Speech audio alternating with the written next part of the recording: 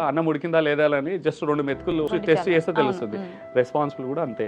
Office ఎలా ఉన్నాడు, ఇంట్లో బాధ్యతలు ఎలా ఉన్నాయి, ఆ పెళ్లి కాకముందే వాళ్ళ ఇంట్లో అమ్మ నాన్న దగ్గర సిబ్లింగ్స్ దగ్గర ఓవరాల్గా ఎట్లున్నాయి, మీ మధ్యలో ఎలా ఉన్నాయి రెస్పాన్సిబిలిటీ, మీకు ఇచ్చిన కమిట్మెంట్ నిలబెట్టుకుంటున్నాడా, ఏదైనా అవసరం వచ్చినప్పుడు తను కానీ అబ్బాయి కానీ అమ్మాయి కానీ వాళ్ళ మాట మీద నిలబడి ఆ రెస్పాన్సిబిలిటీని మోస్తున్నారా, కొంచెం బరువు అయినా మోస్తున్నారా ఓపికతో, ఇది ఇంపార్టెంట్. తర్వాత ఉంటుంది ఇంకోటి ఫినాన్షియల్ డిసిప్లిన్ ఎలా ఉంది, చాలా ఇంపార్టెంట్. ఈ మధ్యకాలంలో one of the top 3 reasons అయినాయి బ్రేకప్స్ కి రావడానికి, ఫినాన్షియల్ క్రైసిస్ వచ్చేస్తుంది బాగా. సో వాళ్ళు ఏంటంటే ఫినాన్షియల్ డిసిప్లిన్ అంటే లిటరసీ ఉండాలి కొంతవరకు, డిసిప్లిన్ అనేది చాలా important. Financial discipline and financial literacy అంటే ఫినాన్షియల్ ఇండిపెండెన్స్ అంటే దాంట్లో డిపెండెన్స్ కానీ సేవ్ చేసే వాళ్ళు ఒకరు ఉంటారు, ఖర్చు పెట్టే వాళ్ళు ఒకరు ఉంటారు.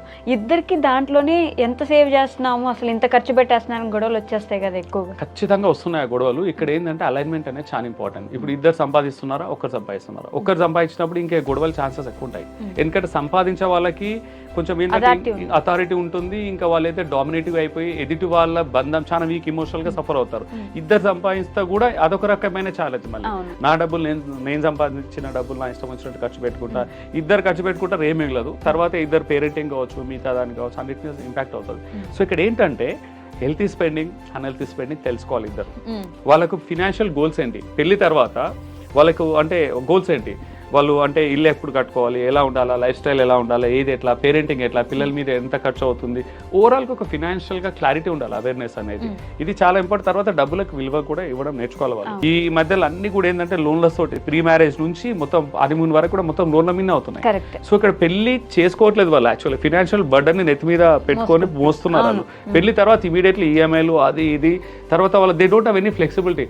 సడన్ గా ఏదైనా లే ఆఫ్ అయినా, జాబ్ అయినా, లేదా ఇంకేదైనా ఛాలెంజ్ వచ్చినా, ఇంకేదైనా అనుకోని ఖర్చులు వచ్చినా, హెల్త్ క్రైసిస్ వచ్చినా, పేరెంట్స్ హెల్త్ క్రైసిస్, వీళ్ళంటే ఎంగ్ ఉంటారు, ఏదైనా ఒకటి సడన్ సెట్ బ్యాక్ వస్తుంది ఫినాన్షియల్ది, తట్టుకోలేరు వాళ్ళు.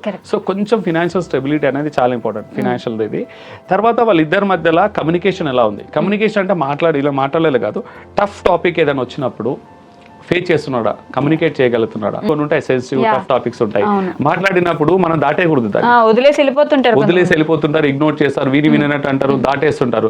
అలాంటప్పుడు చాలా ప్రాబ్లం రావచ్చు ఫ్యూచర్ లో. ఎందుకంటే ఇద్దరి మధ్యలో ఎలాంటి సెన్సిటివ్ టాపిక్స్ అయినా పెళ్లికి ముందే మీరు మాట్లాడుకోవట్లేదు అంటే పెళ్లి తర్వాత ఇంకా ఛాలెంజ్ ఎక్కువ ఉంటుంది. ఎందుకంటే అప్పుడు లీనియన్సీ పెరుగుతుంది, ఇవి లైసెన్స్ వచ్చేస్తుంది కదా, నా భార్య నా భర్త అని చెప్పేసి అప్పుడు కొంచెం గ్రాంటెడ్ గా తీసుకుంటారు. సో పెళ్లికి ముందే దాటేస్తున్నారంటే పెళ్లి తర్వాత ఇంకా దాటేయడానికి ఆస్కారం, ఛాన్సెస్ చాలా ఉంటాయి.